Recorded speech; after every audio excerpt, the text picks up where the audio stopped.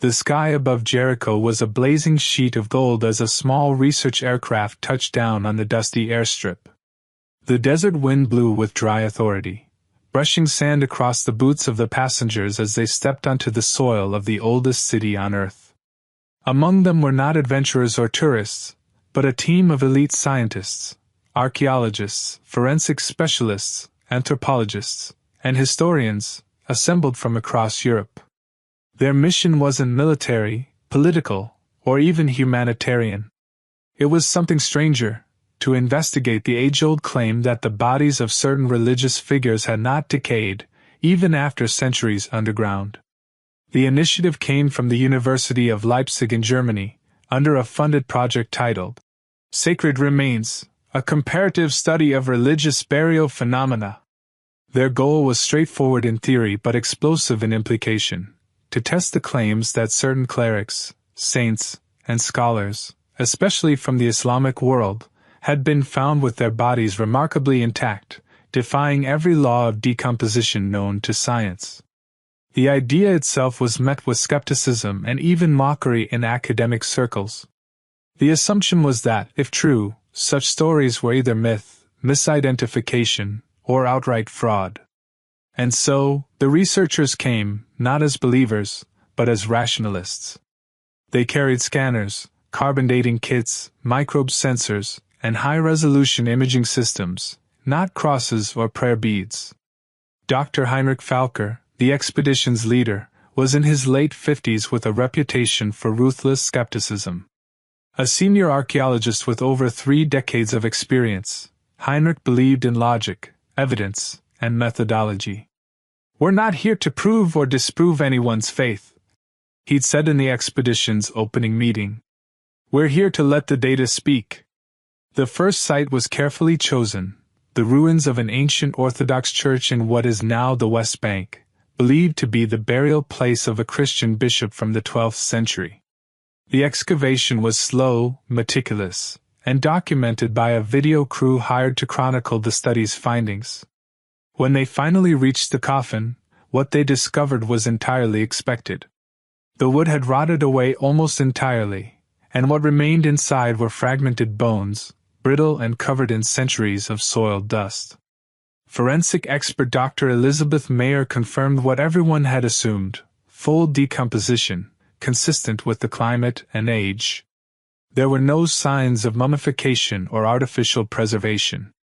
The second location was in the north of Israel, where a well-respected Jewish rabbi had been buried in the 13th century. Local authorities denied permission for excavation, but granted access to radar scanning and chemical readings. Again, the results were predictable: bone fragments and decayed organic matter, nothing miraculous or out of the ordinary. Up to this point, the project was going exactly as expected. The team was satisfied. If anything, they were proving their own assumptions, that stories of incorrupt bodies were simply religious folklore exaggerated over generations. But then everything changed with the third site. Their destination was a remote village near the southern border of Syria, where a 10th-century scholar known as Sheikh Umar al-Faruqi had been buried. His tomb was known to the locals, revered by pilgrims, but never opened for scientific study. The village itself was modest: dust-colored homes with stone walls, date trees casting long shadows, and children playing barefoot in alleys. The team was granted limited access to observe the tomb with the help of the local administration and a nearby university. They were not allowed to exhume the body, but were permitted to use a thin endoscopic camera through a small access point in the tomb wall. From the moment they arrived at the tomb, something felt off, not in a supernatural way, but in an unexplainable one. The air near the stone structure was oddly fragrant. It wasn't incense, and it wasn't chemical. It was something else, like natural musk, faint but persistent. Dr. Mayer noted the scent immediately and asked the sensor team to check for airborne preservatives or gases. The readings came back clean. They carefully inserted the micro camera into the tomb. It snaked through the narrow gap in the stone and into the sealed burial chamber. Inside was complete darkness, until the camera light flicked on. The entire tent fell silent. The screen showed something no one expected, a body. Not bones, not ashes, but a full human figure. The skin was brownish red and still clung to muscle. The face was visible, serene, eyes closed, beard still outlined. He was wrapped in white fabric that, while slightly discolored with age, remained largely intact. No evidence of mummification. No signs of embalming. Elizabeth whispered first. "If this really is a 10th century burial, this isn't possible." The team was stunned. The body had not decomposed. In over 8 centuries, it looked as if the man had simply fallen asleep. No one said anything for several minutes. There were no jokes, no skepticism. Just the gentle hum of the equipment, and the quiet roar of wind against the tent walls. "Could this be a misdated grave?" someone asked. But local villagers provided documentation, old manuscripts stored in the village mosque, weathered scrolls from the 12th and 13th centuries, confirming the scholar's identity and the grave's history. The lineage of the tomb's caretakers went back hundreds of years, with records of visits by travelers and students. Even foreign Orientalists in the 1800s had written accounts of a mysterious fragrance emanating from the tomb. The scientists were rattled. Heinrich, usually composed, sat for hours replaying the footage on his monitor. He didn't speak. He didn't write. He just stared at the face of a man who, by every known rule of nature, should have turned to dust centuries ago. That night, in the darkness of their tents, something began to shift. The expedition was no longer just about bones and dirt. There were deeper questions creeping in, about mortality, truth, and the limits of human knowledge. Was this an anomaly? A miracle? Or simply something they hadn't yet understood? Over the following days, the team collected soil samples from the grave site, air samples from inside the tomb, and fragments of fabric from outside the burial chamber for non-invasive testing. The findings were even more perplexing. There were no traces of embalming chemicals or natural preservatives. No tree resins, no salts, no oils. The temperature within the tomb remained stable, never exceeding 20 degrees Celsius, even when outside temperatures soared to 38. And most shockingly, the level of decomposition bacteria in the soil was far below normal. Almost non-existent. Elizabeth finally said what others had been afraid to say aloud. "This isn't just biology. This is something else."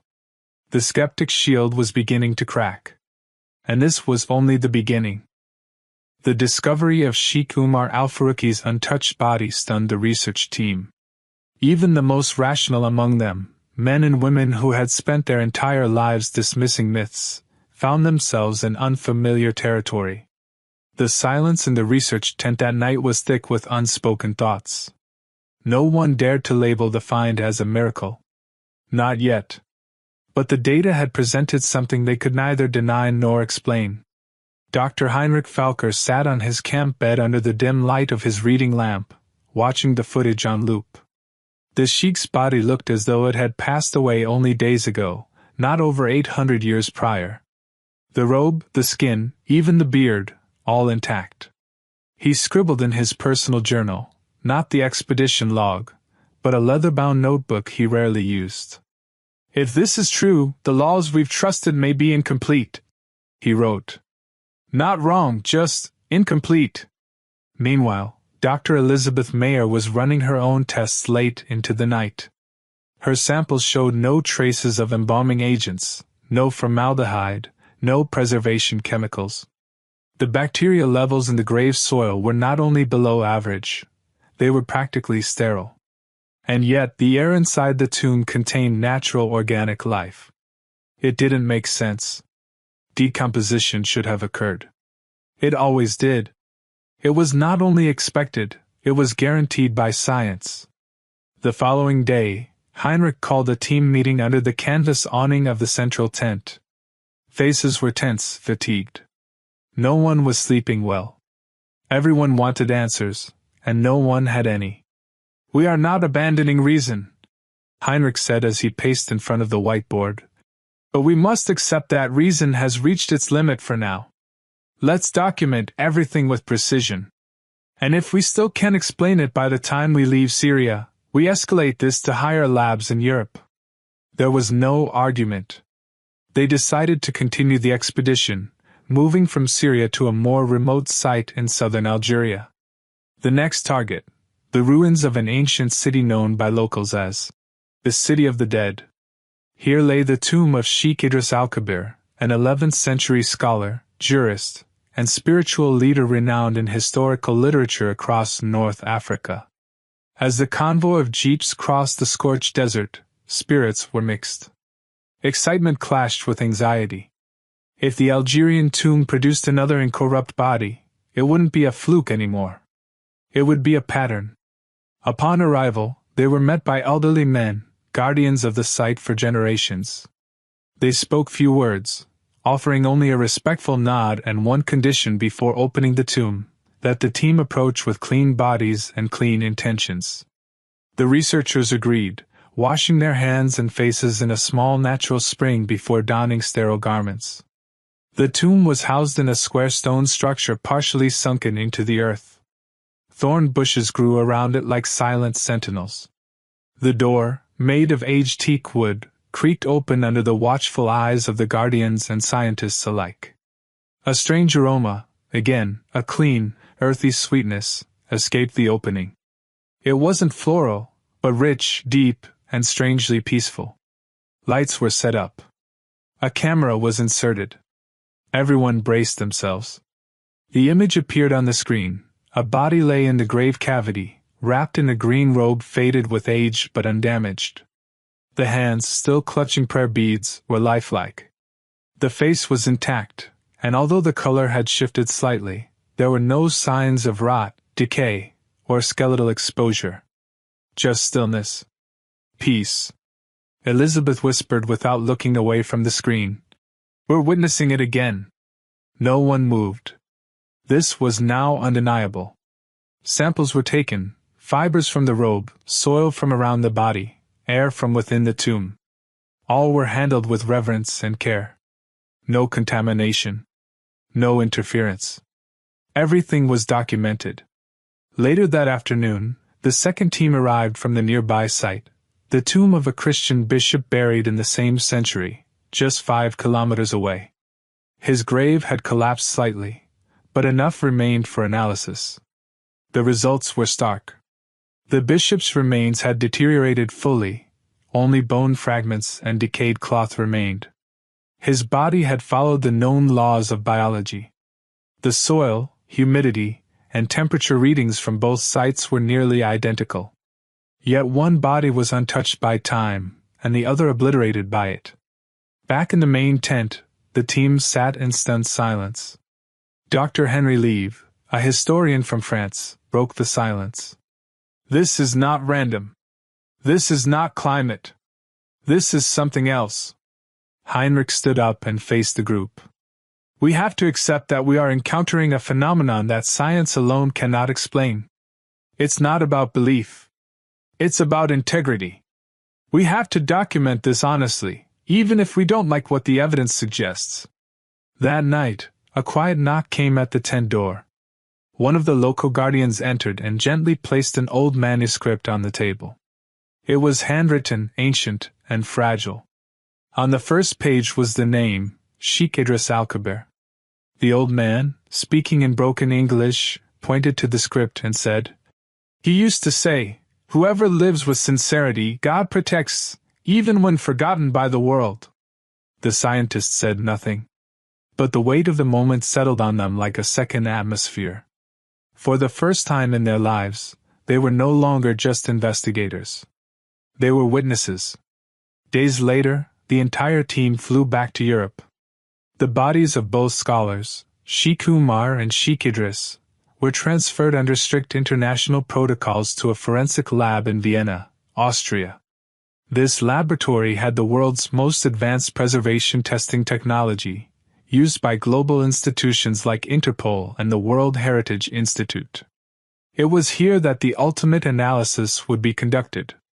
Upon arrival, a small prayer was said over the bodies, at the request of local authorities, and though many of the scientists were secular, they stood quietly as the prayer was spoken. Not out of faith, but out of growing respect for something they no longer understood. Inside the sterile observation chamber, the body of Sheikh Idris was scanned using a high-resolution CT machine. Dr. Franz Reiter, one of Europe's most respected forensic pathologists, stared at the screen with disbelief. No soft tissue damage. No shrinkage.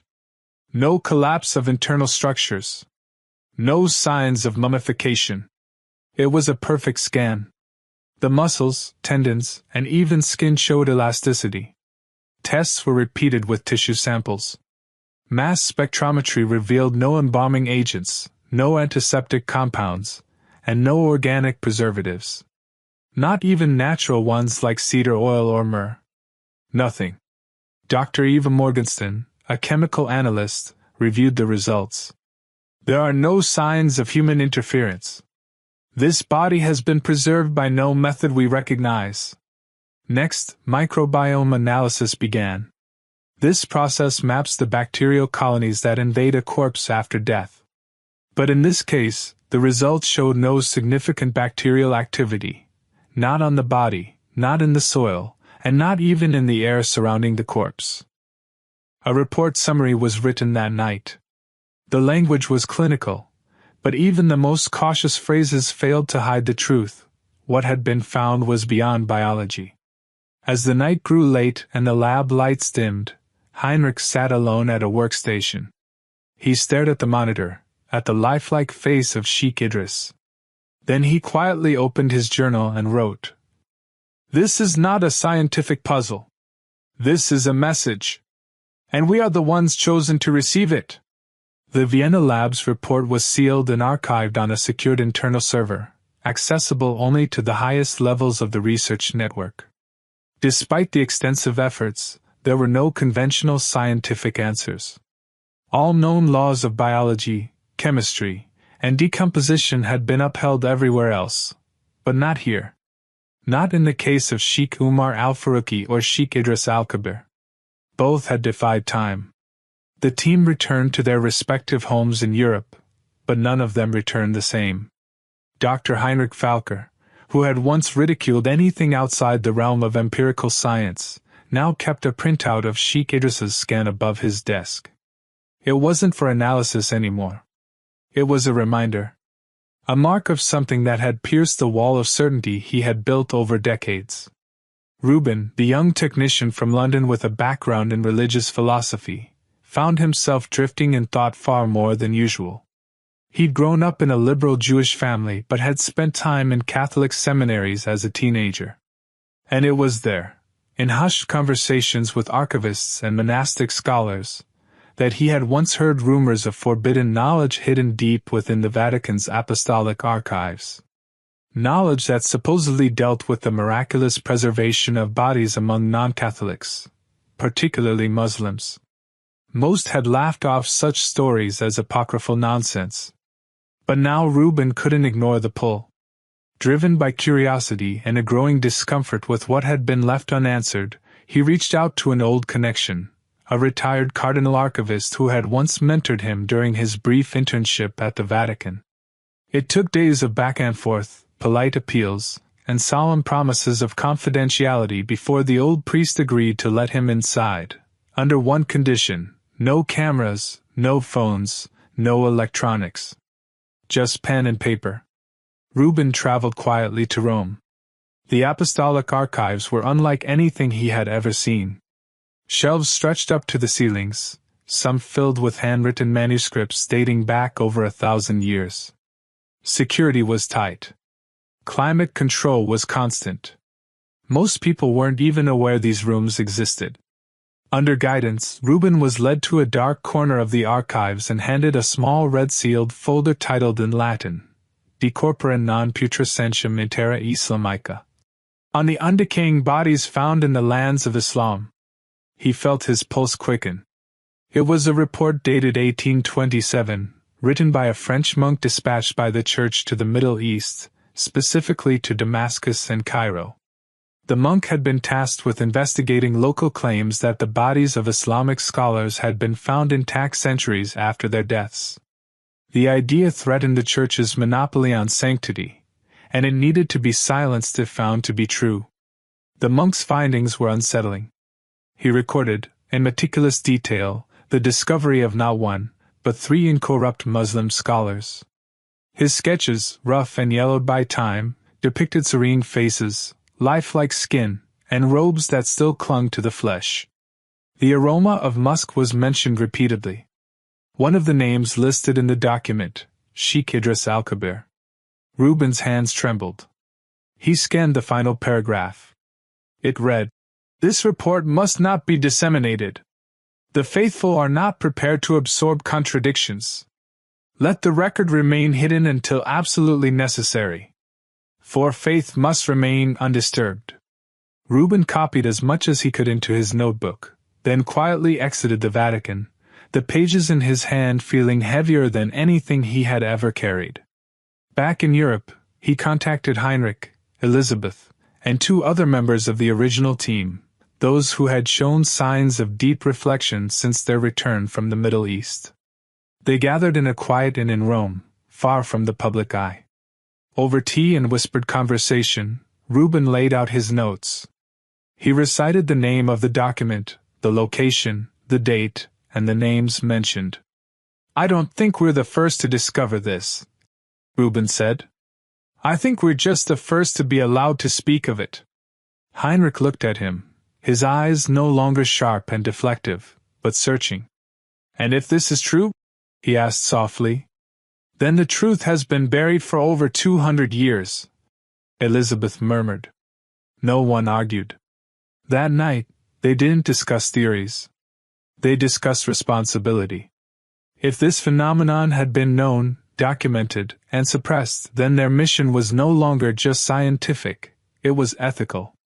The question looming in the room wasn't whether the phenomenon was real. That was no longer in doubt. The question now was whether the world was ready to hear it. But there were consequences. Bringing this story to light could result in professional exile. The academic world thrived on data, not divine signs. And suggesting that incorrupt bodies were more than anomalies would open them up to ridicule, isolation, and possible institutional backlash. They sat in silence. Reuben stared at his notebook. "This changes everything. Not just our careers. Our identities. Our understanding of what's real." Elizabeth nodded slowly. "If we bring this out, we'll be accused of pushing faith into science." Heinrich exhaled deeply and looked out the window, where the Roman skyline blinked gently in the distance. "Or we'll be remembered as the first to bridge the gap." In the weeks that followed, each member of the team took time to reflect. Alone. Privately. Elizabeth began reading literature from both scientific and spiritual perspectives. She quietly acquired an English translation of the Qur'an. Reuben reached out to imams in his city, not for conversion, but for understanding. Heinrich began journaling daily, something he hadn't done since he was a student. He stopped writing equations. He started writing questions. Could it be that some people live so sincerely that even death refuses to touch them?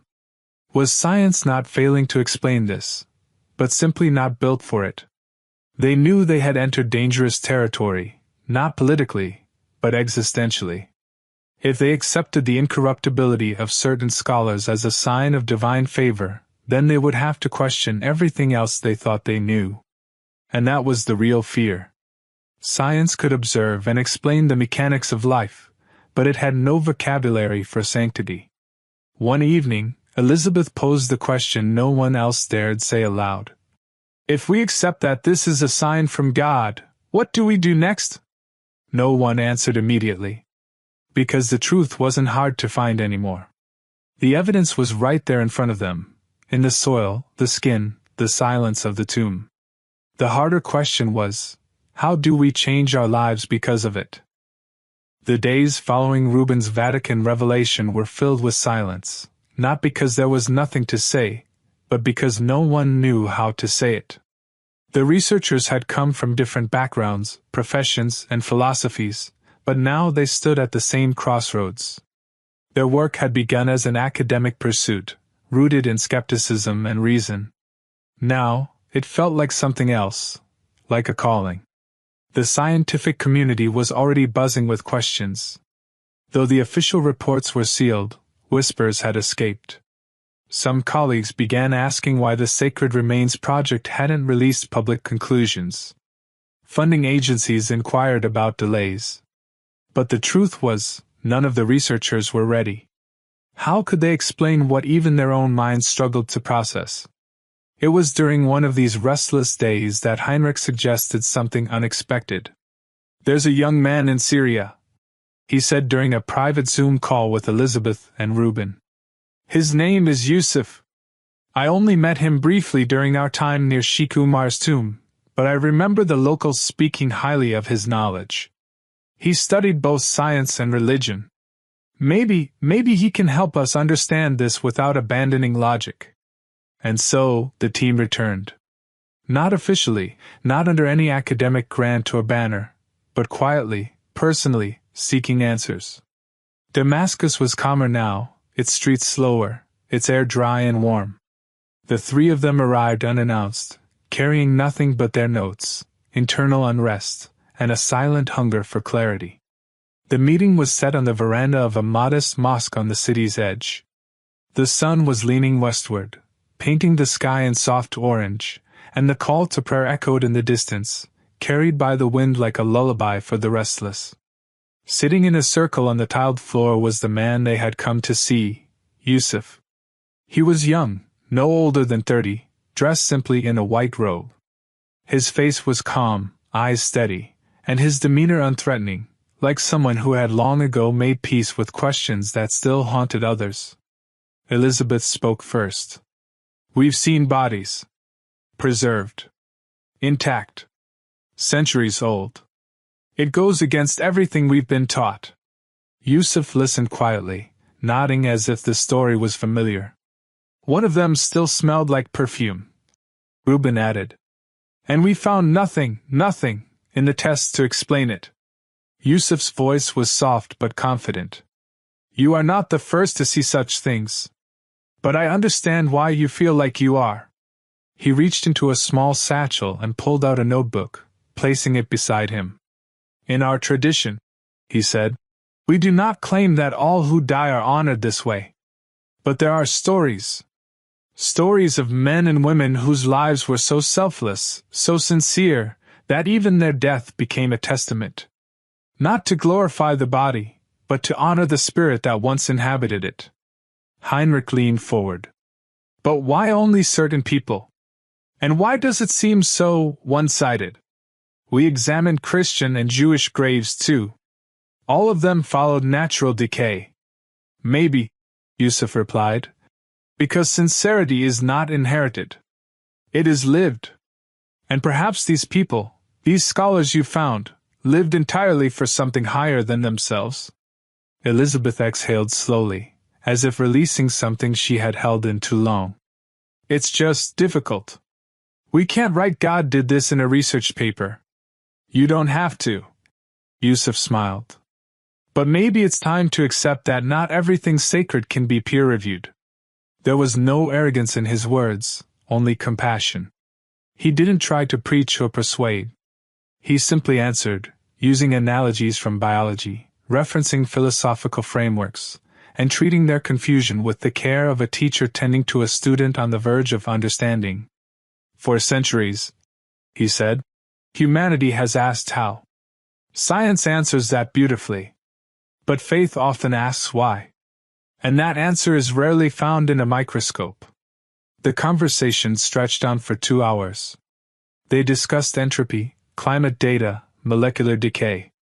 And in equal measure, they discussed intention, humility, and the idea that perhaps preservation of the body was a message, not from the preserved, but from the one who preserved them. When the conversation ended, Yusuf stood quietly and walked into the mosque for the evening prayer. The scientists remained seated, their gazes following him not out of curiosity, but out of a quiet awe. Something in his words had shifted the weight of their doubt, not removed it, but softened it. For the first time, their questions didn't feel like burdens. They felt like doors. That night, back in their modest guest house, Reuben opened his journal and wrote, "Today I met someone who didn't argue science, but reminded me that science doesn't always argue with the truth. Sometimes it just hasn't caught up to it yet." No one converted that night. There were no declarations, no symbolic gestures. Just quiet hearts sitting with truths they could no longer deny. But change was coming. The next day, each of them awoke with a strange heaviness. Not depression, but something else, like being on the edge of a cliff and realizing for the first time that there was no going back. Their dreams that night had been vivid. Heinrich had seen a man with a shining face standing beside an untouched grave, whispering, "The body is not what is preserved. It is the truth that is guarded." Elizabeth dreamt of a melody, no words, just music, that made her cry in her sleep. Reuben dreamt of the desert again, walking endlessly until he reached a figure who handed him a small book and said, "You knew this long before you believed it." They didn't tell each other their dreams. But that morning, when they gathered for breakfast, their eyes said enough. Something had settled. They returned to Europe not as scientists who had completed a mission, but as people carrying a burden of insight the world wasn't ready for. And yet, the pull to speak the truth was growing louder. At her university in Belgium, Elizabeth began incorporating discussions about spiritual phenomena and biological exceptions in her lectures. She didn't make bold claims. She just asked hard questions. Why do certain bodies resist decay despite matching no known preservation conditions? Could sincerity of life impact the molecular structure of post-death decomposition? What if there were dimensions of existence not yet accessible to scientific instrumentation? Reuben returned to London and quietly started visiting a small Islamic center near his apartment. He didn't introduce himself as a researcher. He just listened. To the prayers. To the silence.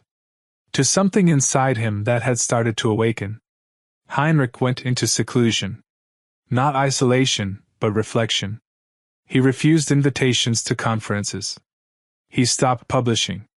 And instead he read books on comparative religion, moral philosophy, and metaphysics, subjects he had once dismissed as unscientific distractions. The once staunch atheist had begun to tremble at the thought that the universe was not indifferent. That perhaps, behind the laws he had spent his life mastering, stood not chaos, but will. And somewhere in his quiet apartment in Leipzig, he wrote a line in his journal he never thought he'd write. What if science has not failed to explain God, but has simply never dared to look? Autumn arrived in Europe, painting the trees with soft amber and gold, but in the minds of the Sacred Remains team, the season brought something heavier than falling leaves, reckoning. For weeks, the trio had lived in silence, each wrestling with the consequences of what they had seen. They no longer questioned whether the phenomenon was real. What tormented them now was what to do about it. At the University of Vienna, Heinrich sat before a whiteboard full of scribbled notes, theories, and redacted lines. None of them added up. He started drafting a research paper, then stopped, then tried again, only to destroy it each time. The academic language he once found liberating now felt like a cage. Words like outlier, biological anomaly, and unexplained deviation were dishonest. What they had witnessed wasn't a statistical glitch. It was a pattern. And every time they tried to reduce it to data, the truth slipped through their fingers like smoke. He had spent his life believing that everything had a measurable cause. Now he was beginning to suspect that some causes were simply beyond measurement. Meanwhile in London, Reuben had begun volunteering at the Islamic Center. He swept the floors, served tea to the elders, and asked quiet questions. The imam there never pressured him. He answered every doubt with calm logic and left the rest to silence. For the first time in his life, Reuben wasn't looking for validation. He was looking for truth, and he was willing to change if that's where the search led. But with truth came fear. Fear of losing the identity he had built. Fear of being seen as weak by his scientific peers. Fear that the world he had trusted, the world of pure logic, might not be the complete story. Elizabeth, on the other hand, returned to her university in Belgium with a mission. She introduced a new seminar titled, Limits of Science, Between Evidence and Meaning. Students expected discussions on gray areas in biology, or philosophical ethics in lab research. Instead, they found themselves questioning everything from consciousness to sacred preservation. She didn't mention Sheikh Idris or Sheikh Umar by name, but she posed their cases anonymously, complete with data sets and control variables. The reaction was mixed. Some students were intrigued.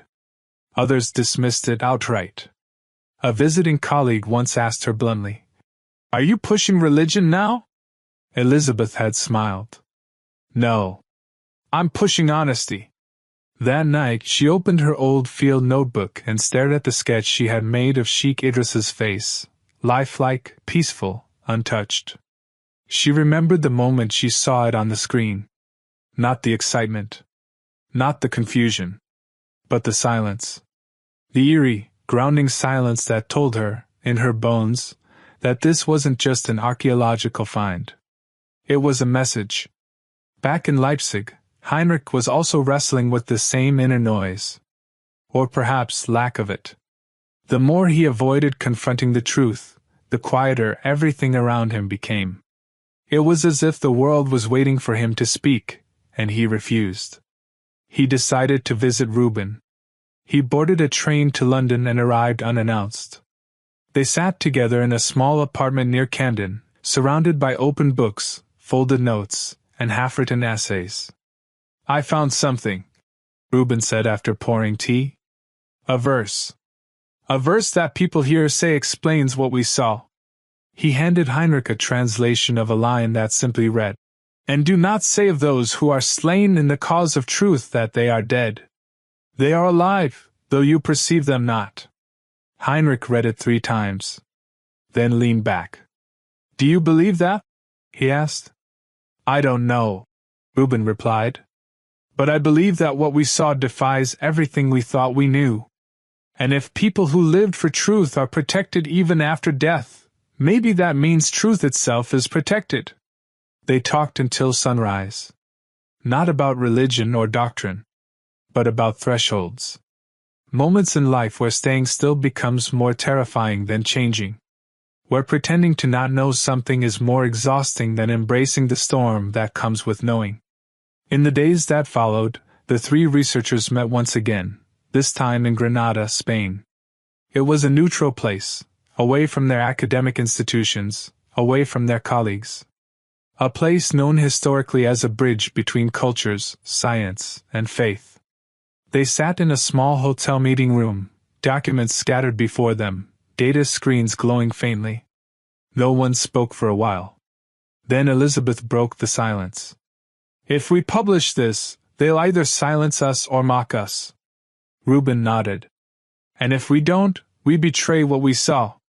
Heinrich stared at the floor. "There's another option," he said quietly. "We document everything. But we don't publish it like a standard paper. We tell the story. All of it. As witnesses. Not as scientists." They agreed. Not as a career move. Not as a rebellion. But as a responsibility. That night, they began writing together. They called it Beyond the Flesh, where science meets the sacred. It wasn't a scientific publication. It wasn't a religious sermon. It was something else entirely, a testimony. In its pages, they documented the chemical analysis, microbiological tests, temperature logs, and decomposition simulations. But in between those charts, they inserted moments of silence. Dreams. Fragrances. Conversations with villagers. The sentence from the old guardian in Algeria who had said, "Sincerity leaves fingerprints even after death." The book didn't aim to convince. It aimed to be honest. Its final chapter was written in first person, something unheard of in academic writing. In it, each of them described how the expedition changed them. Not in terms of belief systems, but in terms of perception. "I no longer believe that science and faith are enemies," Elizabeth wrote. "They are simply lenses. And when used together, they do not blur the picture. They sharpen it. I grew up thinking faith was the opposite of proof," Rubin added. "But now I think faith begins where proof leaves off." Heinrich's final paragraph read, "If there are those whose bodies remain untouched by time, it is not because they fought decay. It is because they lived for something that even time respects." The manuscript was submitted quietly to a mid-sized European publisher known for bold titles. Within weeks, it was accepted. And within months, it began to circulate quietly, first in academic groups, then in student circles, and finally across continents. Some called it pseudoscience. Others called it the future of scientific honesty. But no one could deny its impact. In forums, classrooms, and lecture halls, students and professors began asking new questions. What if the body can be preserved not by chemicals, but by character? What if the soul influences the physical in ways we haven't even begun to understand? And what if, just what if, truth sometimes leaves behind more than just evidence? It leaves behind witnesses. The book Beyond the Flesh traveled farther than any of the three researchers had imagined. Though it was never marketed as a religious text, nor promoted through academic institutions, it found its way into unexpected hands, readers who had long lived on the edge of certainty, people for whom science alone could no longer satisfy the hunger for truth. Emails began pouring in. Messages from professors, doctors, even retired atheists. Some challenged their conclusions, others thanked them for finally putting into words what they had always suspected, that there exists a boundary beyond which the microscope cannot see. But with the attention came criticism. Prominent skeptics accused the trio of abandoning objectivity. Scientific journals refused to cite the book, and former colleagues distanced themselves. Heinrich was disinvited from 2 major conferences. Elizabeth faced passive exclusion in faculty meetings. Rubin's old academic mentor called his findings dangerously poetic. None of them retaliated. They didn't need to. Because something else had happened, something more personal, more irreversible. The book had not only changed minds. It had changed them. 1 year after the expedition, they decided to meet again. Not in a lab, not at a university, but in the place where the first rupture in their understanding had begun, Damascus. There, in the quiet of the city's outskirts, they returned to the small mosque where they had once sat with Yusuf, the young man who had shown them how reason and reverence could coexist. Yusuf greeted them with the same calm smile. "You came back. We never really left," Rubin said softly. They were no longer observers. They were now participants in a story they couldn't walk away from. That evening, after the sun dipped low and the sky turned a dusky purple, they sat on the courtyard tiles with Yusuf once again. This time, there were no laptops, no notebooks, no endoscopic monitors humming in the background. Just quiet voices, flickering lantern light, and the hush of a city preparing for night. Rubin spoke first. "I used to think truth had to come with proof. That if you couldn't measure it, it wasn't real.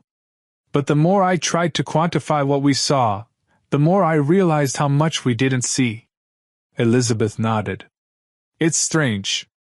I've studied microbiology for 2 decades. I can tell you what happens to a cell when it dies, how bacteria consume tissue, how temperature affects decay. And yet, none of that explains the men we found." Heinrich looked up at the sky. "What if we've been asking the wrong questions all along?" Yusuf listened, then spoke. "Sometimes, people see faith as a denial of evidence. But what if it's actually the acceptance of a deeper kind of evidence? The kind that doesn't speak to the eyes, but to the conscience?" They fell silent for a while. Then, in a quiet moment that none of them had anticipated, Yusuf reached into his satchel and pulled out a small, leather-bound book. He handed it to Reuben. Reuben held it like one might hold something fragile. "What is it?" "A translation," Yusuf said, "of the text that once preserved a civilization not just in books and cities, but in the hearts of people. Read it not to convert. Read it to understand why some people live lives that time refuses to erase." That night, Reuben sat in his guest room, the small book open in his lap. He wasn't looking for contradictions.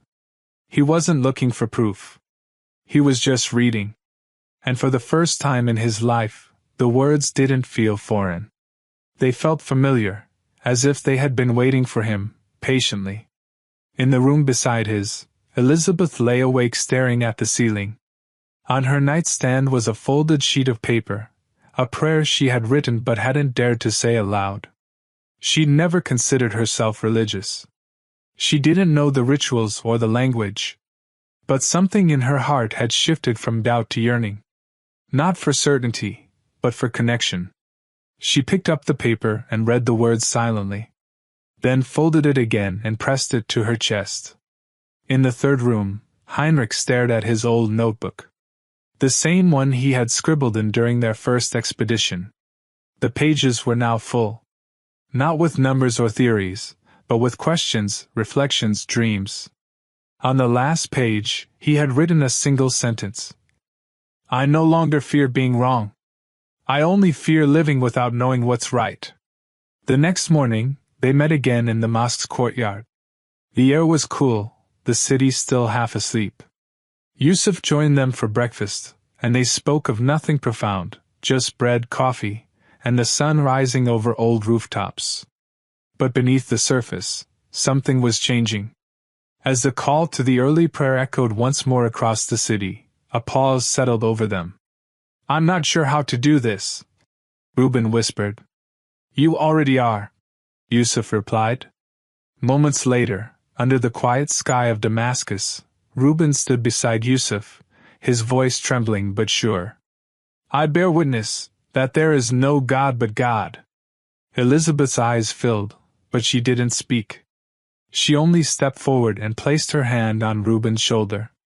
And then, to her own surprise, she said, "Me too." Heinrich stood still for a long time. Then he whispered, "I came looking for evidence. But I found something else. I found peace." He raised his head. "And I too bear witness." There were no fireworks. No trumpets. Just a quiet moment in a quiet place, where three seekers finally found what they hadn't known they were searching for. That afternoon, they performed their first prayer together. Awkward, unfamiliar, but filled with something deeper than form. They stood bowed and prostrated, not because they had been told to, but because it finally made sense. They didn't weep. They smiled. Because this was not an ending. It was the beginning of a life not bound by the limits of logic, but illuminated by the beauty of purpose. In the days that followed, Yusuf helped them learn. Slowly. Patiently. He didn't rush them through doctrine. He introduced them to the deeper meaning of what they had already begun to feel, that sincerity leaves traces, and those who live for truth will be protected, not just in memory, but in eternity. And back in Europe, the world hadn't changed. But they had. And in their quiet, unshakable certainty, they now carried a truth that couldn't be measured, but could never again be denied. Months passed. The whispers of that life-altering journey still echoed in the hearts of Reuben, Elizabeth, and Heinrich. They returned to Europe, not with grand proclamations, but with quiet certainty. The world around them remained largely the same. Colleagues still debated theories, universities kept chasing funding, and the cold logic of scientific method continued to rule academia. But for them, something fundamental had changed. They had crossed a line. Not of reason, but of perception. Reuben began working on a new book, not an academic text, but a deeply personal memoir. He called it The Space Between Proof and Peace. In it, he didn't try to convince anyone of miracles. He simply told the story of a man who believed he understood everything until he found himself standing before something that refused to decay, something that refused to fit inside his explanations. The book didn't go viral, but it touched hearts, especially among young readers struggling between inherited doubt and spiritual longing. Elizabeth, meanwhile, took a more subtle approach. She didn't leave academia.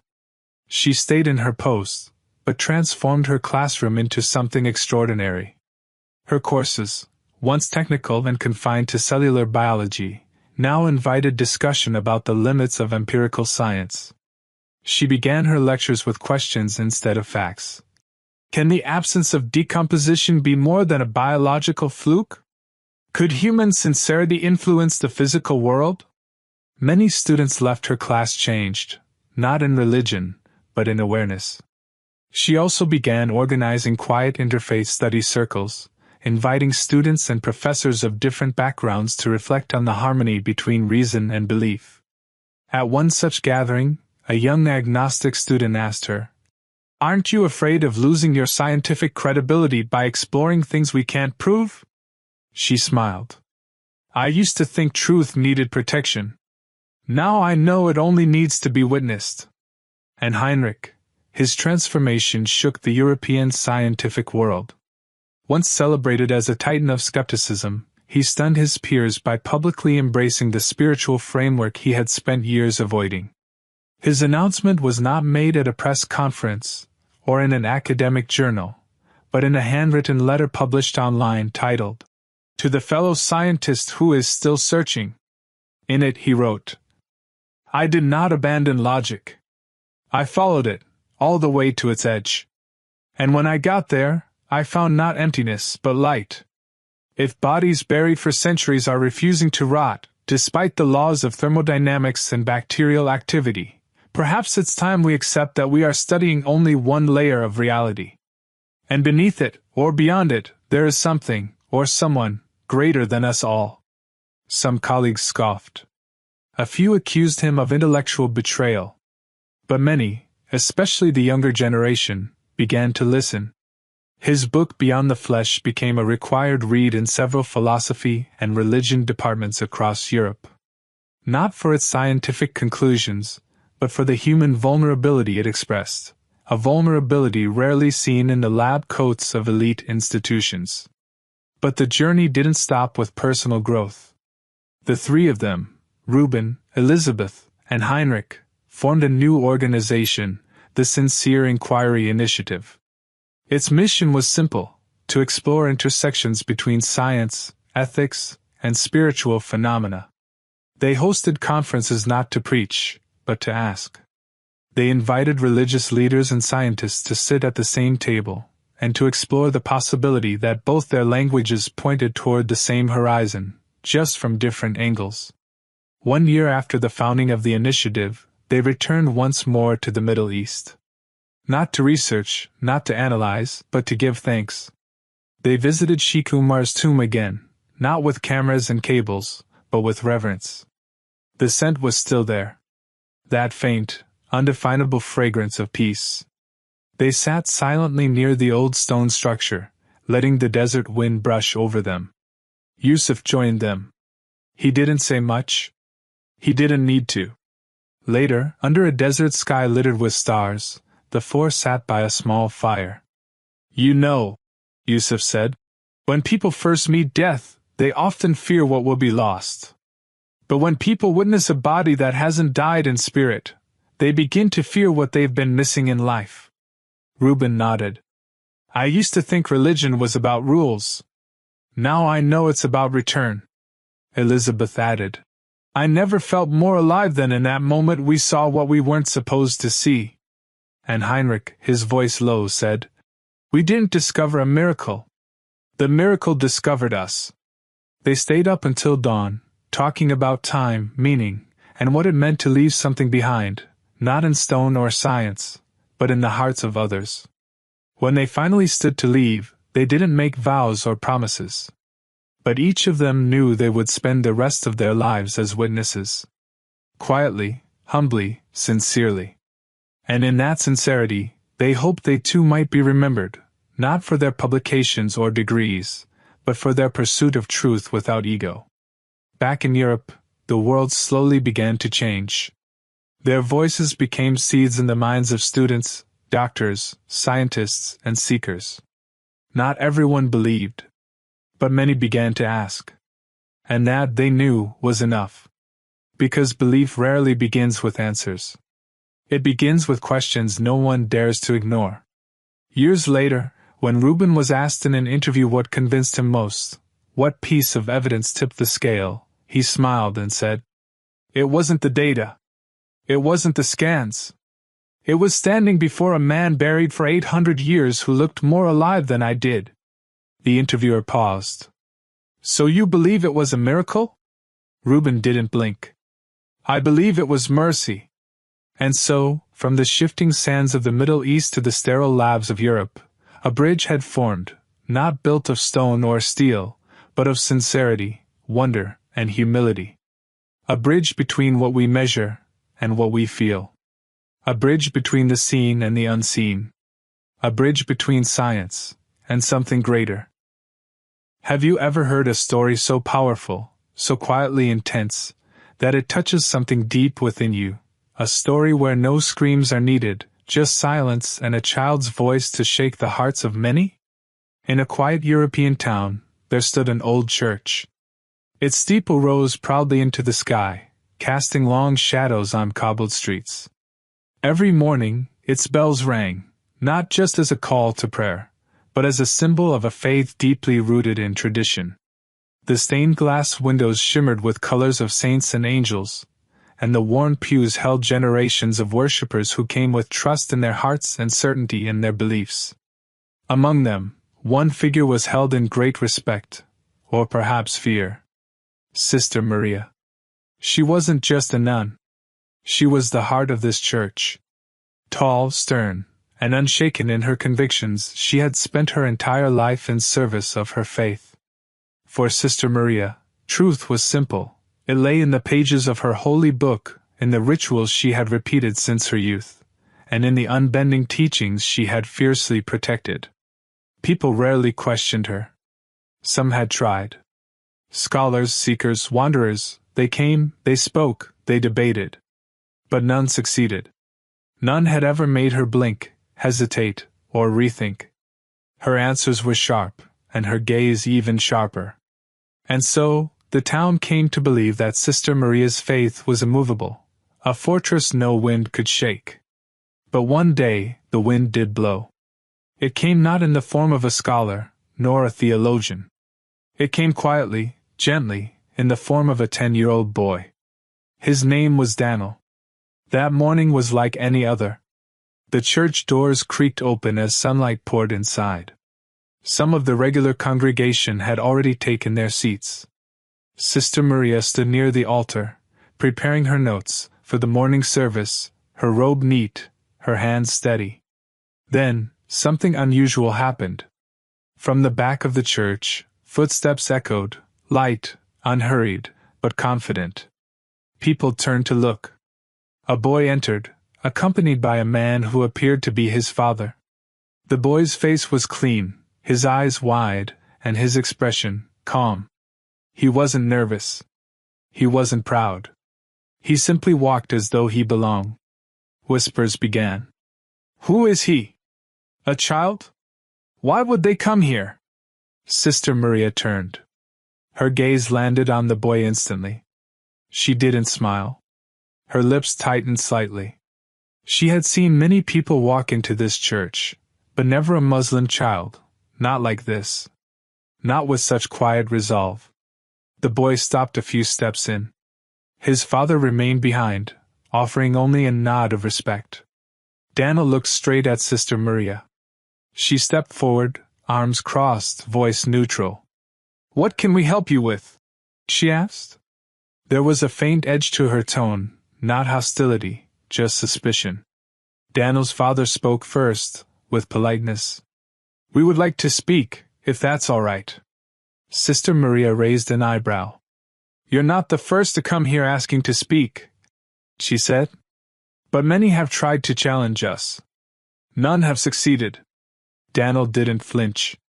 He looked at her with the kind of clarity only children possess. I haven't come to challenge anyone, he said softly. I just want to say something you may have never heard before.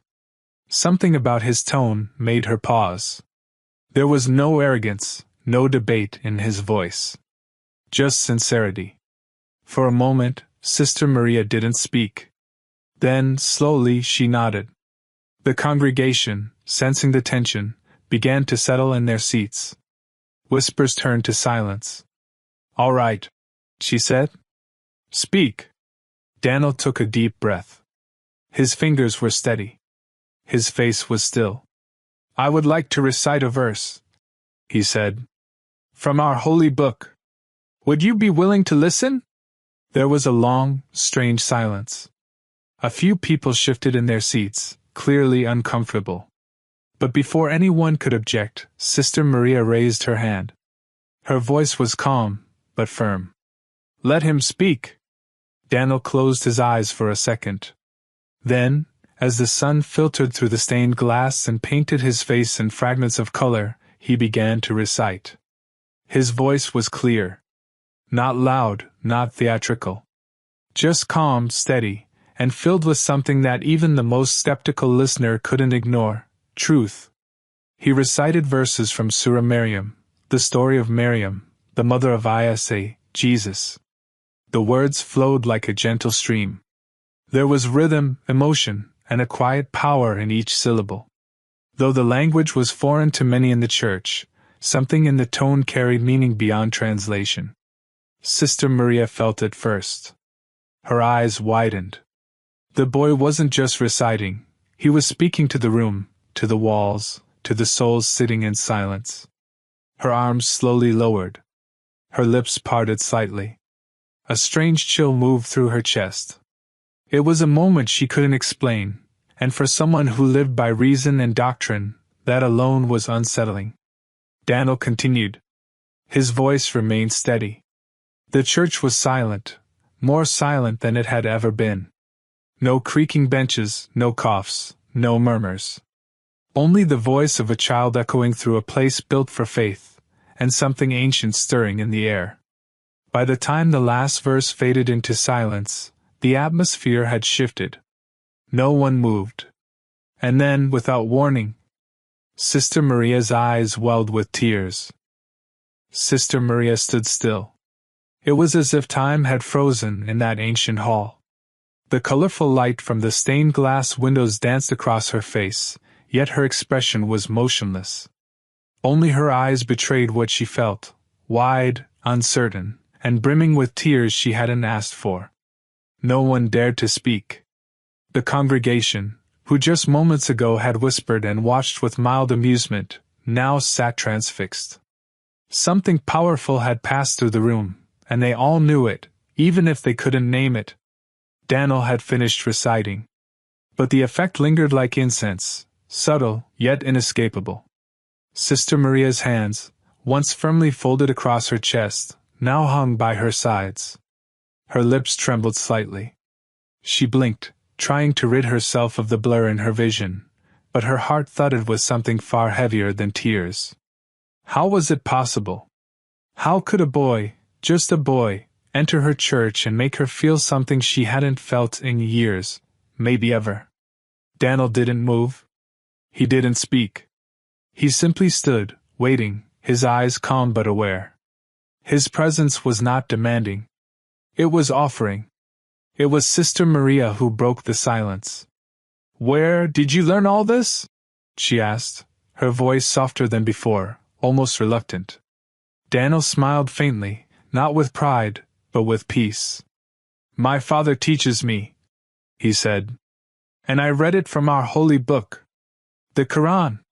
Her eyes shifted to the man standing behind him, quiet, humble, watching everything with patience. Your son, she said. The father nodded. Yes, he replied. But he belongs to God before he belongs to me. Sister Maria was about to say something else, but a movement from the side interrupted her. A man stepped forward. Middle-aged, with graying hair and a face that carried the weight of religious authority. It was Father Michael, the spiritual overseer of the church, and Sister Maria's mentor for over 2 decades. His face was stern. His footsteps echoed across the marble floor as he approached. "Sister," he said sharply, "you must not allow yourself to be moved by the sweet voice of a child. This is no place for confusion." Sister Maria blinked, jolted as if someone had splashed cold water on her. Father Michael's words were like a rope, pulling her back to the safety of her fortress. But the door had already cracked, and something had entered. She nodded slowly, trying to compose herself. "Of course," she said, though the strength in her voice had thinned. Daniel, still calm, looked toward Father Michael. There was no fear in his face, only clarity. "I didn't come to prove anything," Daniel said gently. "I only came to share what I believe to be true." Father Michael scoffed, folding his arms. "Sharing or trying to influence?" "I don't wish to change anyone," Daniel replied. "But isn't it fair to listen before judging?" That question hovered in the air like a question no one had ever dared ask in this church before. Sister Maria stared at Daniel. There was something about him, not in his words alone, but in the way he carried them. He spoke as if he wasn't afraid of being rejected. He spoke as if he didn't need to win.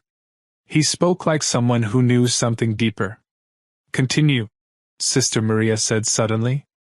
Father Michael turned toward her sharply. "Sister." But she raised her hand. "Let him continue." Daniel nodded, not triumphantly, but thankfully.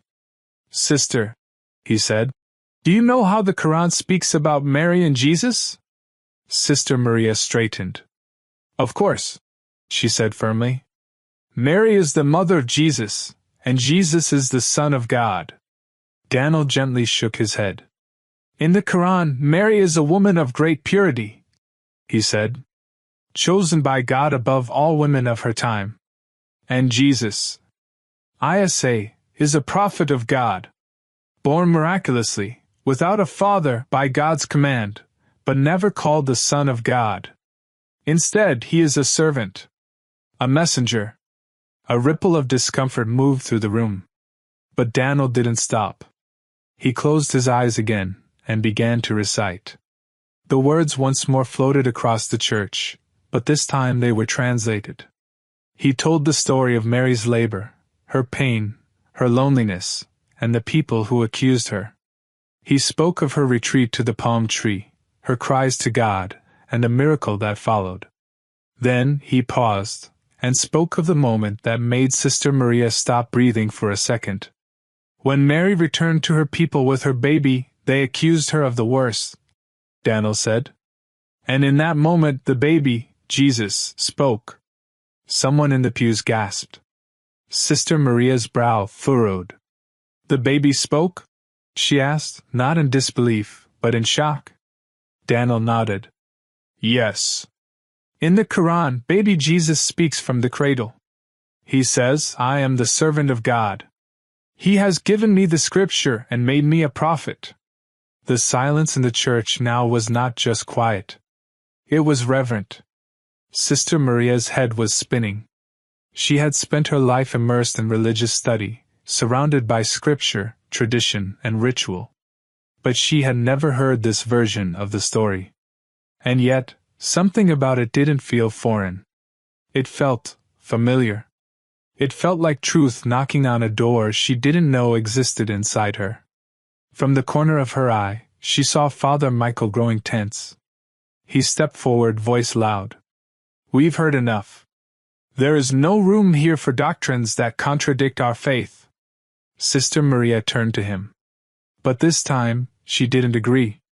Her voice was softer, but firmer than before. "Do we really know everything, Father?" she asked. Father Michael's eyes narrowed. "You must not hesitate." But Sister Maria was no longer certain. For the first time in her life, she didn't feel proud of her certainty. She felt curious. Daniel looked at her again. "Sister," he said, "I am not here to win an argument. I only want to share the other side of the story, the side many have never heard. Not to challenge your faith. Just to offer another piece of the truth." Sister Maria stared at him. 1,000 thoughts whirled in her mind. Her whole life, she had stood firm. But today, something had slipped into her soul, something soft, yet undeniable. She took a deep breath. For the first time, she was listening not with her ears, but with her heart. The stillness in the church grew heavier with every breath. Sister Maria remained standing, caught between two worlds, one that had shaped her since childhood, and one she had just begun to glimpse through the voice of a child. Her heart was beating in unfamiliar ways, and she wasn't sure if it was fear, confusion, or something sacred. The congregation, too, was restless now. Some looked disturbed. Others curious. A few were visibly moved. It wasn't just the content of Daniel's words, it was the way he delivered them. Calm without ego. No trace of pride, no signs of manipulation. He wasn't here to dominate. He was here to share. Father Michael, however, wasn't moved. If anything, his expression had hardened. He had seen enough spiritual debates in his life to recognize danger when it entered a room. And to him, Daniel's sincerity was the most dangerous thing of all, because sincerity melts walls. "Enough," he said again, more firmly this time. "This boy has spoken enough. This is not a platform for Islamic preaching." But Sister Maria didn't even glance at him. She kept her eyes on Daniel. Her voice, when she finally spoke, was softer than ever. "I want to ask you something," she said. Daniel nodded gently. "Please do, sister." Her gaze didn't falter. "If what you said is true, if what I felt during your recitation is real, then why have I never experienced anything like it before? Why, after all these years of prayer, study, and devotion, why did I feel something only now?" It wasn't a rhetorical question.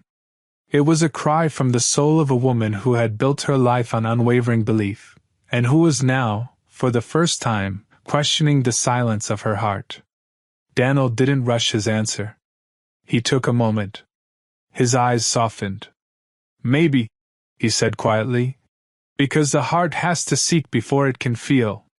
And sometimes, we confuse tradition with truth. We accept what we've been told, without ever really asking ourselves, is this it?" The words were gentle, not accusing, not dismissive. Just honest. And that honesty hit her harder than any theological argument ever had. She looked down, as if searching the marble floor for her footing. Her hands trembled slightly. The congregation watched in silence. Some with concern. Some with awe. Sister Maria's voice broke when she spoke again. "You mean to say, I believed a lie?" Daniel shook his head instantly. "No, sister. I'm not calling your belief a lie. I'm saying, maybe you've never had the chance to see the full picture. Maybe you've only been shown one side." Father Michael stepped forward again. His voice was sharp, almost desperate. "This is manipulation," he declared. "He's planting doubt in you, sister. You must resist." But the words didn't land the way they once might have. They sounded defensive. Nervous. Sister Maria turned to him, and for the first time in her life, her eyes didn't carry deference. They carried questions. "What if it's not manipulation, Father?" she asked softly. "What if it's something more?" Father Michael's face twitched. "This is not like you," he said, trying to reassert control. "You are allowing emotion to cloud reason." Sister Maria looked at Daniel again. "There is reason in what he's saying," she replied. Daniel's father finally stepped forward, his voice calm and respectful. "None of us came here to cause disruption," he said. "We came because we believed someone here might be ready to listen. And maybe, just maybe, find something they never knew they were missing." The moment stretched long and tense. Then Sister Maria said the words no one expected to hear. "What should I do?" The church felt like it exhaled. Daniel didn't smile. He didn't flinch. He simply answered the way a child taught by truth would. Ask God, he said. In your own way, in your own words. Ask Him sincerely. If what I shared with you has touched something inside, don't ignore it. Follow it. Ask for guidance, and He will give it. Not because I say so, but because He promises to. Sister Maria's eyes filled again. But these weren't tears of confusion. They were tears of release. She brought both hands to her face and cried, truly cried, for the first time in years. Not out of guilt. Not out of shame. But out of the overwhelming weight of everything she had never dared to question. Gasps came from the pews. Some people rose to their feet, shocked. A few began whispering harshly. One woman muttered, "Blasphemy in our church." Another man looked down, visibly shaken. A younger priest in the corner covered his face with both hands. But the moment wasn't theirs. It was hers. Sister Maria, the rock, the teacher, the impenetrable, was now a river. Flowing. Father Michael looked panicked now. "Sister, please. You cannot be serious." But she wasn't listening anymore. Not to him. She looked at Daniel one more time. "Your voice," she whispered. "It wasn't just beautiful. It was alive."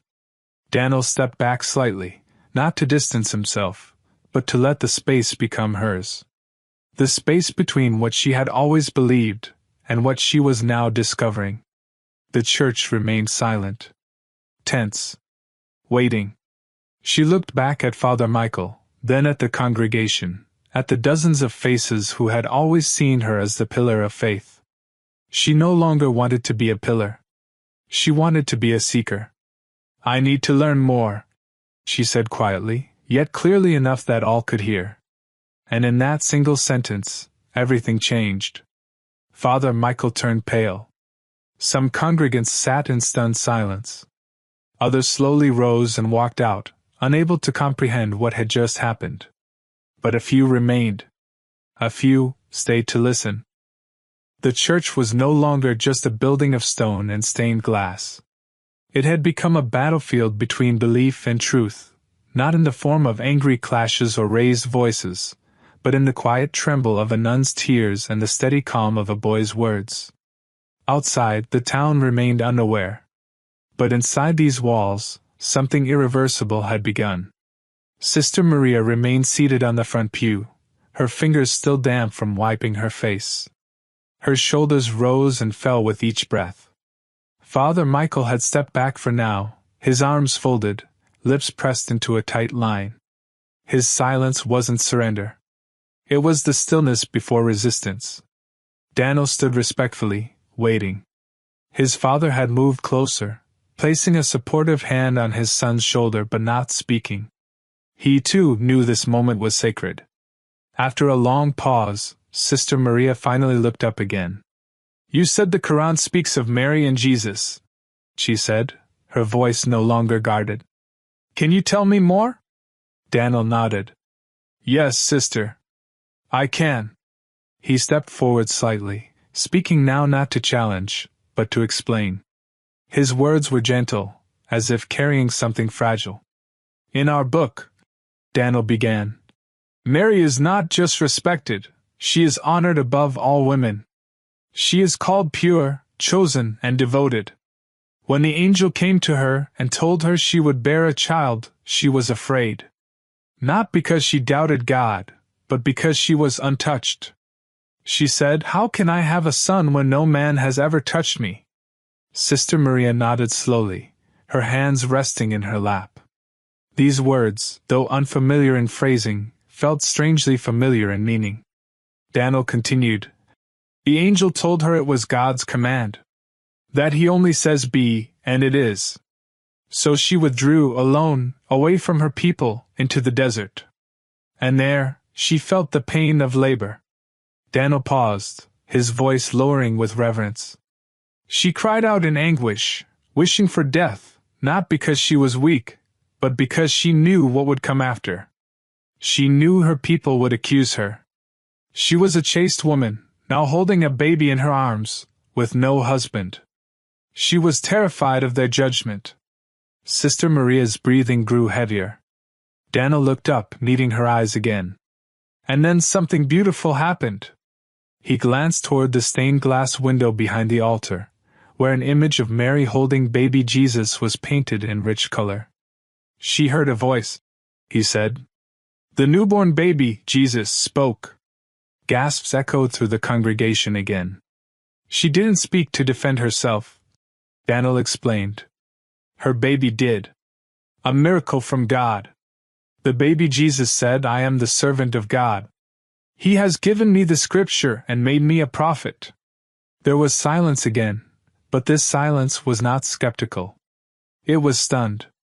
Sister Maria leaned forward, unable to hide the wonder in her eyes. In our tradition, Daniel added gently, Jesus is not divine. He is not the Son of God. He is a prophet.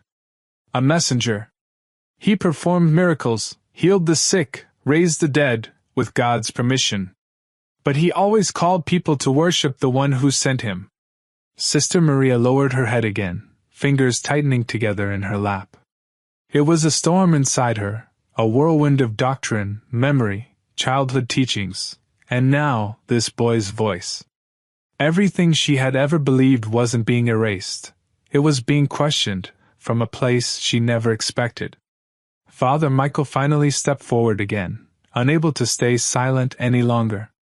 Sister, he said more sternly now, you are letting yourself be moved by stories. That's all these are. Stories told differently by another religion. You know our truth. Don't forget who you are. But even as he spoke, his tone carried less certainty than before. Sister Maria turned toward him. I know who I have been, she replied quietly. I'm no longer sure who I am. Father Michael's jaw tensed. This is confusion, he snapped. Daniel's father stepped forward. No, Father, he said respectfully. This is awakening. Father Michael raised his voice. You speak of prophets of verses. But what of the crucifixion? What of the resurrection? Your book denies it all. Daniel didn't argue. He simply said, we believe Jesus was not crucified, but that it was made to appear so. He was raised by God, and he will return one day. Not as a son, but as a servant of the same God Mary worshipped. Sister Maria looked shaken, not because of disagreement, but because of how much of this she had never heard. Why hadn't anyone told her? Why? She whispered to herself. Have I never heard these words before? Daniel answered softly. Because maybe no one thought you were ready. But God knew. A long breath escaped her lips. Behind her, some members of the congregation began to murmur again. A woman in her 50s stood up. Sister Maria, she said firmly, this is dangerous. We came here for worship, not confusion. Sister Maria turned around, eyes gentle but unafraid. Is it dangerous? She asked. To listen? The woman looked away, unsettled by the question. Father Michael stepped closer. It's not just listening. It's changing. It's doubting the truth. Daniel looked at the father. Is truth so fragile it cannot be questioned? That question struck harder than any argument. Because in it was a challenge no one wanted to face. If their belief was true, why were they so afraid of hearing something different? Sister Maria stood slowly. She looked at the cross hanging behind the altar, then back at Daniel. I don't know what will happen next, she said. But I know I cannot unhear what I've heard. Daniel nodded. And you don't have to decide today. Sister Maria placed a hand on her chest. But something in me already has. She turned to the congregation. I've lived my life trying to teach others. Perhaps now, I must allow myself to be taught. The room split in response. Some sat stunned. Some rose and left. But a few, just a few, leaned forward, as if finally ready to listen. The heavy oak doors of the church creaked slightly as a gust of wind moved through the building, stirring the edges of robes and fluttering the corner of a prayer sheet left on a bench. Yet inside, no one noticed the breeze. All eyes remained fixed on the front, on Sister Maria, the boy, and the growing space between what had always been and what now seemed possible. She stood there, not as the unwavering nun she had always been known to be, but as a woman confronted by something she could no longer explain away. Her voice was steady, but her heart trembled beneath the surface. "I've lived my life in certainty," she said slowly. "And yet, never once have I felt what I felt today." Daniel stood silently, allowing her to find her words. "The way you recited, it wasn't just sound. It reached somewhere inside me. Somewhere I thought didn't exist anymore." She looked down, her fingers clutching each other gently. "I have studied scripture my whole life," she continued. "Attended lectures, delivered sermons, answered questions. But no voice ever made me feel like I was being spoken to. Truly spoken to." Father Michael could no longer stay silent. "Sister," he said firmly, "you are tired. This boy has caught you off guard. These things happen. We must not let feelings confuse truth." Sister Maria looked at him, her eyes no longer uncertain, just sad. "Then why, Father, do I feel more awake now than I ever have?" The room was holding its breath. Even those who had doubted now looked conflicted. Daniel took a step forward. His voice was as gentle as ever, but more deliberate now. "Sister, truth does not fear questions," he said. "And God does not hide from sincere hearts. If what you've believed is enough, then questions will only strengthen it. But if there's something more, something deeper, wouldn't it be a shame to live an entire life without ever seeking it?" Sister Maria whispered, "But what if what I find breaks everything I've built?" Daniel's answer came like sunlight through storm clouds. "Then let it break," he said softly. "Because truth doesn't destroy you. It remakes you." The words hung in the air, impossibly quiet, yet everyone heard them. Some faces in the congregation were hard, tight-lipped, arms crossed. But others were softening. There was a shift, a tension not of confrontation, but of conflict within. An elderly man near the back raised his hand. "I have a question," he said in a trembling voice. "Does the Qur'an speak of Jesus performing miracles?" Daniel nodded. "Yes. It says he healed the blind, cured the leper, and brought the dead back to life, by God's permission. Every miracle he performed, he always said it was not from himself, but from the one who sent him." The old man blinked slowly, absorbing the words. "And the virgin birth?" he asked. "Yes," Daniel replied.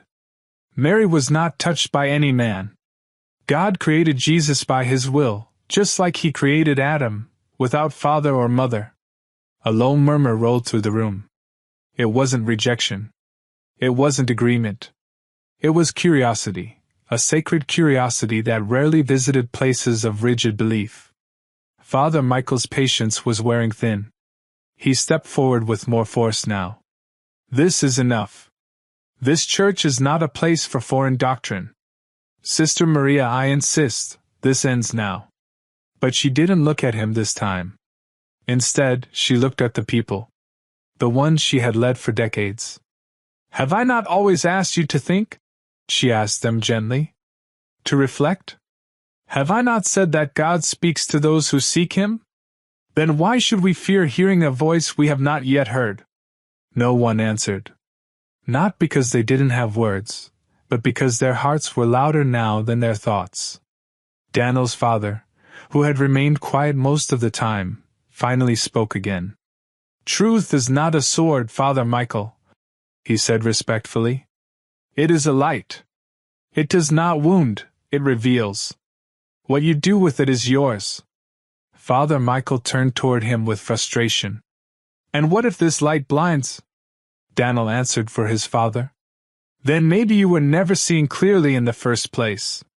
There was no arrogance in his tone. Just conviction. Sister Maria turned back to Daniel, her expression filled with something between fear and freedom. I don't know what to do, she whispered. Daniel offered a quiet smile. That's the first step.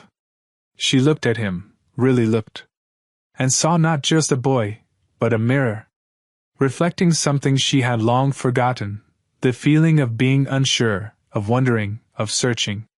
She had been the answer for so many. She had forgotten how to be the question. I want to pray, she said, almost to herself. Daniel nodded. Then pray. Father Michael tried one last time. If you go down this path, there may be no way back. She looked at him, but her voice was no longer hesitant. Then let it be, she said. Because if there is no way back, maybe it means I'm finally going the right way. And with that, she lowered her head. Not to weep. Not to collapse. But to ask. She prayed, not from a book, not from memory, but from the depths of a heart that had finally admitted it did not know everything. And for the first time, in that great church of stone and silence, the walls did not echo scripture. They echoed sincerity. The church had heard thousands of prayers. Weddings, funerals, Sunday hymns, whispered confessions. But none like this. Not like the silent prayer of a nun who, for the first time in her life, was not sure of who she was praying to, only that her heart had finally begun to whisper its own name. Sister Maria sat still on the wooden pew. Her eyes were closed. Her hands rested on her lap, fingers loosely intertwined. She wasn't reciting any memorized verse. There was no Latin, no hymn, no guided meditation. Just words. From the heart.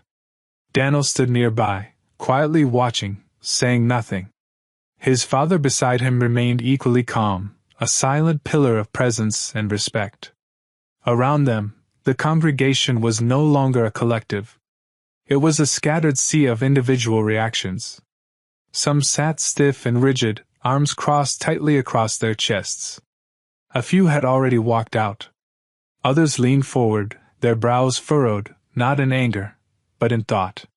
And then there were those, quietly weeping. Not because of Daniel. Not because of Sister Maria. But because something inside them had cracked open. Father Michael stood near the altar, visibly unsettled. He kept glancing at the large cross on the wall behind him, as if seeking some divine reassurance that all was still as it had been. But nothing answered. Only silence. A silence that didn't feel empty, it felt full. As though the walls themselves were listening. Sister Maria slowly opened her eyes. They were red but steady. She turned to Daniel, her voice a whisper. I didn't expect this. Daniel asked softly. What did you feel, sister? She looked at the marble tiles below her feet. Then up at the grand ceiling. Then finally back at him. I felt like something broke, she said. But instead of fear, I felt relief. Like I had been holding my breath for years, and now I finally exhaled. Daniel didn't speak. He didn't need to. Sister Maria stood. Her movement was slow, as though gravity had increased. But her spine was straighter now. Her shoulders no longer carried authority, they carried sincerity. She turned to face the congregation. I want to say something, she said gently.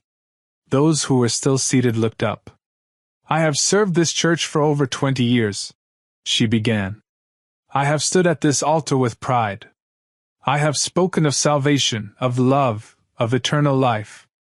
I have led prayers, taught scripture, and defended doctrine. But today, she paused.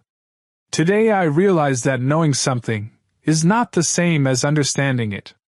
A few people blinked. Others leaned in. I've never questioned my faith, she continued. And that might have been the problem. I accepted everything without ever truly searching. I mistook discipline for truth. But now, she looked at Daniel. A child's voice made me realize that faith without seeking is like a book you never really open. Whispers ran through the pews. A man near the back stood. Sister, are you saying you're leaving the church? She didn't answer immediately. I don't know, she said. But I do know this. My heart isn't at war. It's just finally awake. Father Michael stepped forward again. This is betrayal, he said quietly, but with intensity. You are betraying the path. The people. Everything you stood for. Sister Maria turned to him. Her face wasn't defiant, it was peaceful. No, Father. I stood for truth.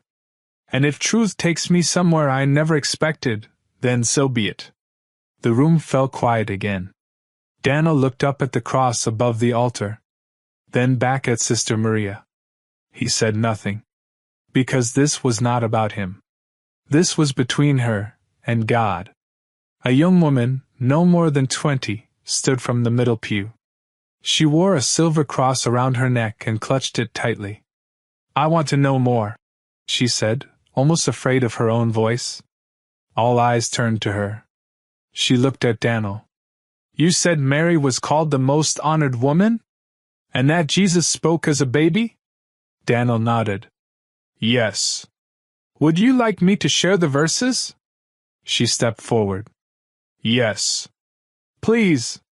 And just like that, the silence became a question.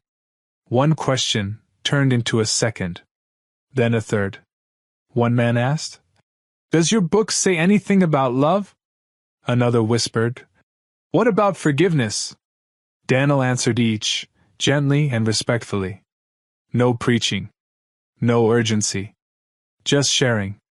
Father Michael's face was pale. This is heresy, he muttered. You've poisoned them. Daniel's father finally spoke again, this time directly to Father Michael. No one here is poisoned, Father. But many are thirsty. He gestured to the people. And truth is water. Sister Maria smiled faintly at that. The crowd had now transformed from a passive audience into participants in something that felt larger than a conversation, more intimate than a sermon. It felt like awakening. Sister Maria took one more step forward. If listening is dangerous, she said, then perhaps silence was never safety. She turned to Daniel. Thank you, she said. Not just for your voice, but for your courage. Daniel lowered his head respectfully. I did nothing, sister. God guided your heart. She nodded. And in that nod was acceptance. Not of a new religion, not yet. But of a truth she could no longer deny. The church, for the first time in its long, silent history, had become a place of honest questioning. Of reflection. Of courage. Not a battleground of beliefs, but a space where a nun, a child, and a congregation discovered that faith was not about staying still. It was about moving towards something real. The church had changed. Even though the walls remained the same, and the cross above the altar still hung undisturbed, something invisible had shifted. Like fog lifting after a storm. There were no loud cries of conversion, no sudden renunciations. Just silence. Honest, heavy silence, the kind that comes only after truth has been spoken out loud. Daniel stood quietly near the front, his small frame still, but his presence unshakable. His father stood beside him, watching the room with the calm awareness of someone who had seen this before, the moment when hearts begin to wrestle with what they once thought was absolute. Sister Maria had taken her seat again, but she was no longer the nun who had once ruled this place with unwavering certainty. Her posture was gentler, her breathing calmer. She had not lost anything. On the contrary, she had found something. Not answers, perhaps, but the freedom to finally ask the questions she had buried for years. Father Michael remained at the altar. Still, rigid and cold. He had said nothing since Daniel's father had likened truth to water. Perhaps he had no words left. Or perhaps he was still trying to hold together the version of faith he had sworn never to question. A woman stood up from the side pew. She clutched her handbag nervously but raised her voice with surprising clarity. Sister Maria? She asked. Will you still lead the service next week? Sister Maria looked at her. Then around the room. Her voice was soft, but it didn't tremble. I will be here, she said. But I may not stand behind the altar again until I find peace in my own heart. Another woman stood up. This time an elderly nun, who had worked under Maria for years. She said nothing. She simply walked forward, slowly, and sat beside Sister Maria, placing a hand gently over hers. Then another person stood. Then another. Some came forward. Some didn't. But it was clear, something had begun. Daniel stepped forward again. His voice was as clear as ever. I am not here to take anyone away from what they believe, he said. I am just a boy who shared what was given to him, words that touched my heart, and maybe touched yours too. He looked at Sister Maria. Sometimes the truth doesn't scream. It whispers. She closed her eyes, tears silently falling. And if we silence those whispers, Daniel continued, we may never hear what our souls have been waiting for all along. The doors of the church creaked again. This time, it wasn't the wind. It was people. Some walked out, not in anger, but in fear. Fear of change. Fear of what they had heard. But others stayed. Not because they were ready to follow Daniel, or change their faith, or abandon their history. They stayed, because their hearts refused to leave. Daniel looked at his father. The man nodded gently.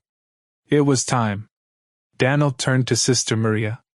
Thank you, he said, for listening. She didn't answer with words.